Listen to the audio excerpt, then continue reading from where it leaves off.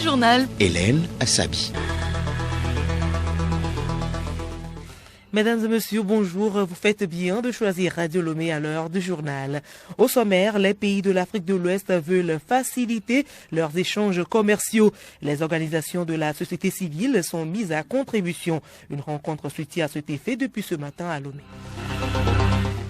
Autre problème à régler toujours dans l'espace CEDEAO, le retrait du Burkina Faso, du Mali et du Niger de l'organisation. Les conséquences politiques et économiques de ce départ à suivre dans ce journal. Lomé, la capitale du Togo, fait partie des meilleures villes où il fait bon vivre. C'est selon le classement 2024 du cabinet Mercer, les critères de choix à découvrir dans un instant.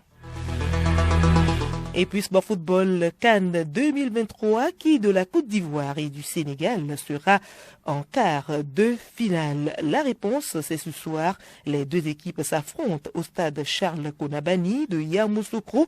Hier, la RDC a créé la sensation en éliminant l'Égypte.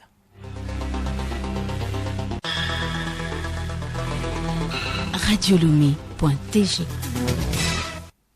Améliorer les échanges commerciaux dans la sous-région ouest-africaine.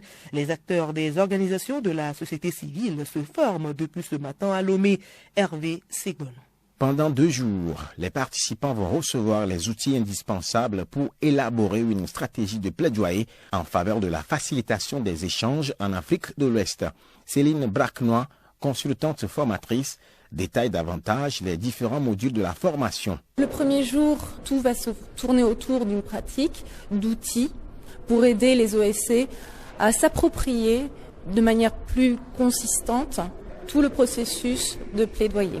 Puis il y aura l'étude de la mise en œuvre donc d'une action de plaidoyer. Le deuxième jour, ça va être une journée qui va être beaucoup plus porter sur les capacités d'influence et de communication des organisations de la société civile, toujours dans le cadre du plaidoyer en matière de facilitation des échanges. Pour cet atelier, les attentes chez les participants sont nombreuses. Adeline Mateglo, directrice exécutive de GARED, groupe d'action et de réflexion pour l'environnement et le développement. L'année dernière, il y a eu beaucoup de modules. On a parlé de schéma de libération des échanges. On a également parlé du tarif extérieur commun. Aujourd'hui, nous voulons une formation pratique. Nous attendons des participants qui puissent se mettre en sous-groupe en développant des stratégies de plaidoyer. Il y aura un mentoring, c'est-à-dire des mentors nationaux au plan régional qui vont les suivre dans les stratégies de développement de plaidoyer. La seconde phase de cette initiative multi-bailleurs est pilotée par la Banque mondiale et l'ONG allemande GIZ.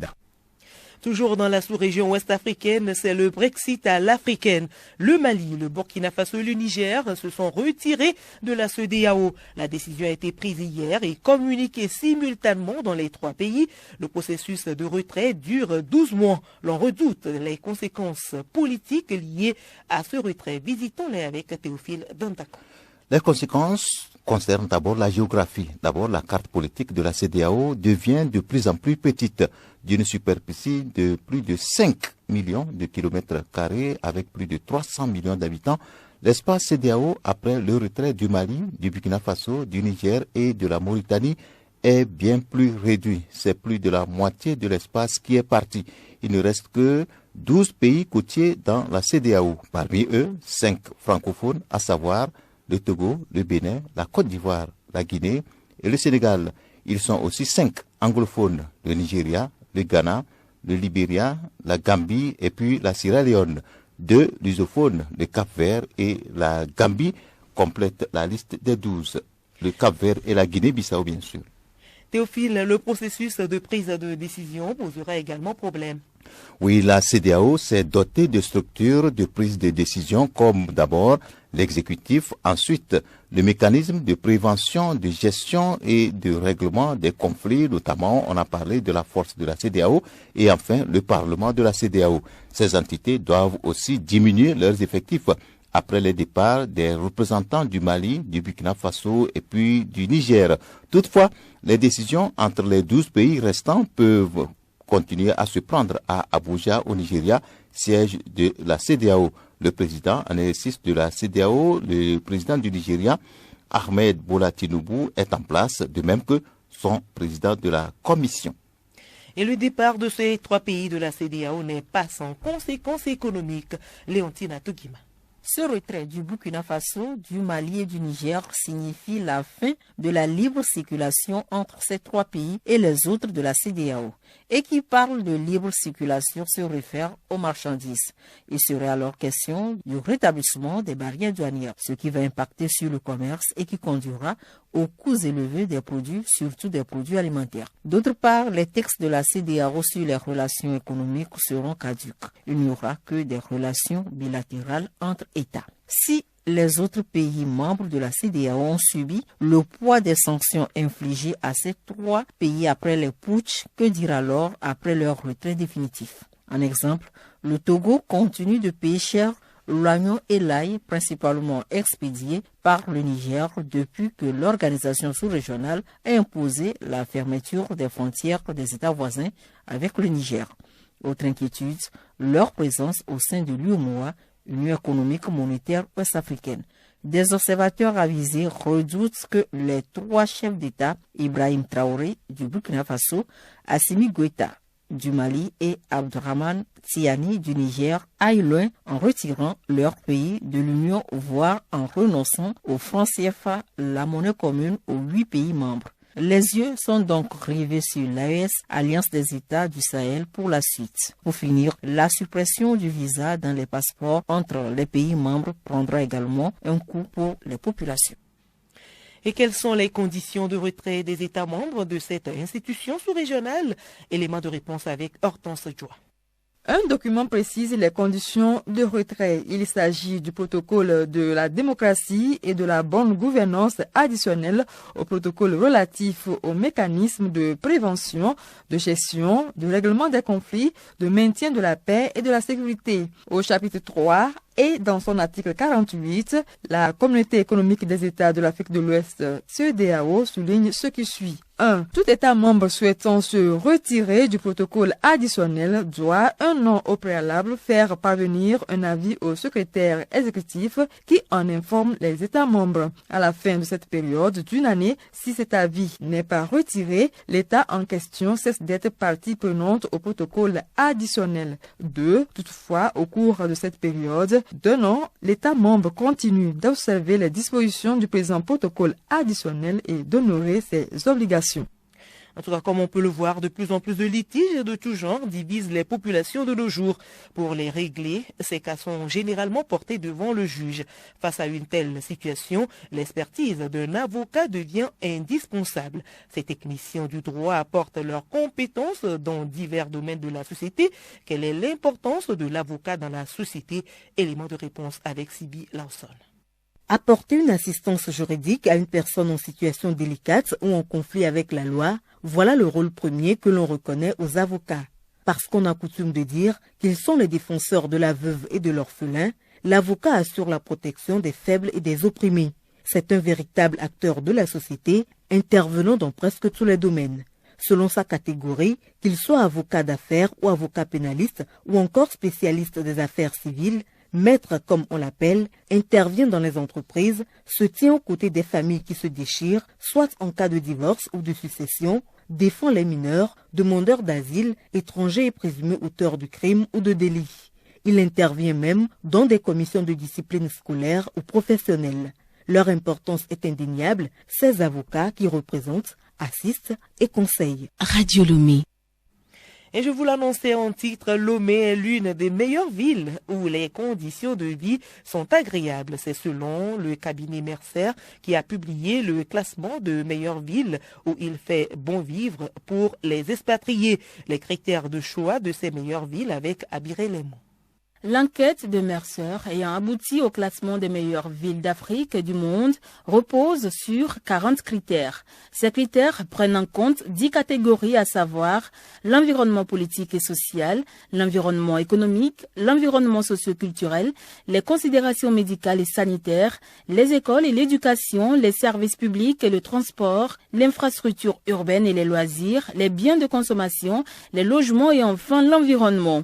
Certains visiteurs ayant séjourné sur le sol togolais, notamment à Lomé, témoignent de la particularité de ce pays. Un magnifique pays, accueillant, chaleureux et souriant. Comme d'habitude, un pays très accueillant, apprécier l'accueil et l'hospitalité. Le Togo est exceptionnel. Le Togo, avec sa capitale Lomé, occupe la 25e place devant des villes comme Yaoundé, Douala, Dar es Salaam, Luanda, Lagos, Abuja et Abidjan. Au rang mondial, il est 203e. Les villes qui se positionnent mieux dans le classement des meilleures villes d'Afrique et sur le plan mondial montrent donc des signes très positifs sur les différentes catégories de facteurs d'évaluation. Merci à vous, Abiré Lemou. Santé pour poursuivre. Demain 30 janvier, journée des maladies tropicales négligées. Occasion d'appeler chacun à soutenir l'élan croissant en faveur de la lutte contre ces maladies en vue de leur élimination et de leur éradication. Parmi ces maladies, on a la lèpre. Des sensibilisations sont menées pour mettre fin à la stigmatisation et à la discrimination à l'égard des personnes touchées par la lèpre. Nabara Nafara Noudar nous en dit plus. Présente dans plusieurs pays d'Afrique, notamment Angola, Madagascar, République centrafricaine ou encore Tanzanie, la lèpre fait des milliers de victimes chaque année. Le bacille de la lèpre se multiplie très lentement et la période d'incubation de la maladie est de 5 ans en moyenne. Cependant, les symptômes peuvent parfois n'apparaître qu'au bout de 20 ans. La transmission de cette affection se fait à travers la salive, les sécrétions nasales ou encore les animaux. La lèpre provoque des lésions cutanées et nerveuses. Et sans traitement, ces lésions progressent et deviennent permanentes, touchant la peau, les nerfs, les membres et les yeux. On distingue 2 types de lèpre. La lèpre paucibacillaire, 1 à 5 lésions cutanées insensibles, et celle multibacillaire, c'est-à-dire plus de 5 lésions cutanées insensibles. Pour cette maladie, l'OMS, Organisation mondiale de la santé, préconise depuis 1981 la polychimiothérapie PCT comme traitement. La méthode consiste en l'administration de 3 anti-PCT biotiques, notamment dapsone, rifampicine et clofazimine. Cela permet ainsi de guérir les malades et d'éviter sa contagion. Notons que la lèpre paucibacillaire peut être guérie en 6 mois et la lèpre multibacillaire en 12 mois. De plus, les malades ne sont plus infectieux dès la première dose de PCT et leur capacité à transmettre la lèpre est donc interrompue. Depuis 2021, l'OMS a lancé la stratégie mondiale de lutte contre la lèpre pour tendre vers 0 lèpre d'ici 2030. Rappelons que la lèpre est une vieille maladie. La lutte menée depuis a permis de l'éliminer dans plusieurs pays comme le Togo, mais l'on note quelques poches de résistance dans certaines localités. Et la lèpre touche également les personnes âgées, ces personnes qui n'ont plus toute leur force, mais veulent toujours se rendre utiles. On les retrouve entre autres dans le commerce, l'élevage, le champ, le gardiennage et le transport. Odette Pira a rencontré 2 anciens retraités. Elle raconte leur quotidien. Mosino Agbang, teint noir, cheveux blancs, 115 ans, pratique l'élevage. C'est une activité qui le valorise et lui procure du plaisir. J'étais un éleveur. Quand je sors là, c'est pour aller chercher la nourriture des bêtes pour les nourrir. Parce que je ne veux pas rester comme ça sans rien faire. Avant, je faisais les travaux de champ aussi au campus. Donc maintenant, comme on a refusé de ne plus cultiver là-bas, là, je n'ai pas un lieu en tant que rudel. J'ai préféré faire l'élevage aussi pour ne pas rester simplement comme ça. C'est le sport pour moi. Quand tu restes comme ça et tu ne fais rien, peut-être c'est là-bas que tu vas trouver des maladies. Donc il faut faire des efforts pour que le sang aussi travaille. Parce que je bois maintenant, c'est de jouk. Ou bien, si j'ai de l'argent, je prends la bière. Agou Atamo, également ancien retraité, 1,80 m de taille, marié, père de 7 enfants, est chauffeur. Un métier qu'il a exercé lorsqu'il était en fonction. Il se sent toujours en forme pour poursuivre son travail. Je fais 27 ans de retraite. Je suis un chauffeur. Et c'est mon métier que je continue à faire. Si je trouve, je fais. Et rien ne me gêne. La retraite, elle est bonne. Et je souhaite à tout le monde, celui qui fait la fonction publique, il faut qu'il aille à la retraite. Si tu ne vas pas à la retraite, tu n'as rien fait. Même si c'est peu qu'on te paye, et tu fais ta cotisation, après ta retraite, tu vas jouir ta retraite. Si tu as une voiture que tu m'appelles, viens, dépose ma famille à Kara où je suis prêt à reprendre. Je n'ai pas cessé de travailler. Je fais bien le sport, la marche. Pour le psychologue, le choix du travail dépend de la santé de la personne Et travailler ou s'occuper n'est pas mauvais. Joku Koku, psychologue, précise l'activité physique que doit faire une personne âgée. Généralement, c'est des activités qui leur permettent soit de se sentir utile, de toujours se valoriser, comprendre qu'on sert toujours à quelque chose. Des activités ludiques, des activités récréatives, des activités dont la finalité n'est pas le résultat attendu. D'accord, mais c'est en termes de confort, de ressenti, d'épanouissement chez la personne qui exerce l'activité. Donc on n'attend pas que la personne fournisse vraiment des résultats, mais en étant occupé, on sait que la personne vraiment se sent contente, se sent fière de servir, de faire quelque chose, à toujours résoudre les petits problèmes. Ce sont des activités qu'une personne quand même peut se livrer. C'est en fonction de l'état de santé de la personne, puisqu'il y en a à cet âge qui se retrouvent avec beaucoup de maladies chroniques. Il faut toujours tenir compte de l'état de santé de la personne pour lui proposer quoi que ce soit en termes d'activité. Les activités en âge avancé doivent dépendre de notre état de santé, des activités notamment récréatives. Le journal Hélène Assabi. À l'étranger, au Nigeria, au moins 55 personnes ont été tuées la semaine dernière dans l'état du Plateau, des morts à mettre sur le compte des violences intercommunautaires fréquentes dans la zone abandonnée de l'État selon Confidence MC Harry, analyste en sécurité. En RDC, début de la législature 2024-2028, les députés démarrent la séance d'ouverture de la session extraordinaire ce lundi. Elle sera consacrée à la présentation des 477 nouveaux élus.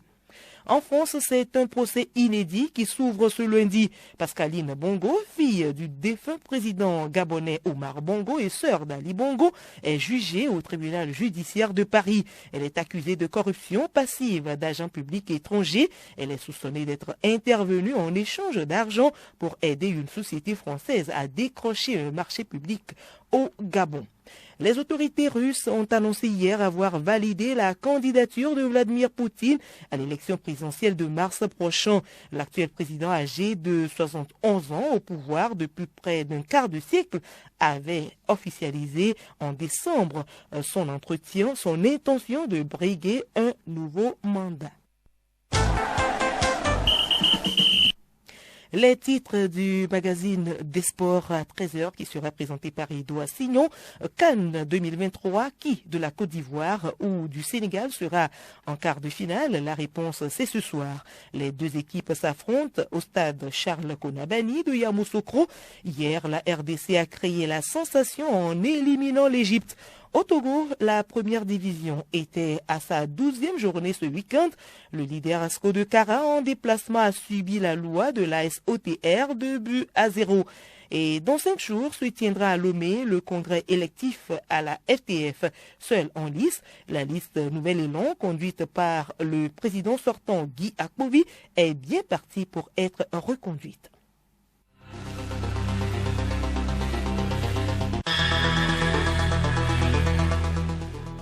Point final à ce journal. Merci à vous de l'avoir suivi. Le rappel des titres. Les pays de l'Afrique de l'Ouest veulent faciliter leurs échanges commerciaux. Les organisations de la société civile sont mises à contribution. Une rencontre se tient à cet effet depuis ce matin à Lomé. Autre problème à régler toujours dans l'espace CEDEAO, le retrait du Burkina Faso, du Mali et du Niger de l'organisation. Les conséquences politiques et économiques de ce retrait, vous les avez suivies dans ce journal. Et puis Lomé, la capitale du Togo, fait partie des meilleures villes où il fait bon vivre. C'est selon le classement 2024 du cabinet Mercer. Les critères de choix, vous les avez également suivis dans ce journal.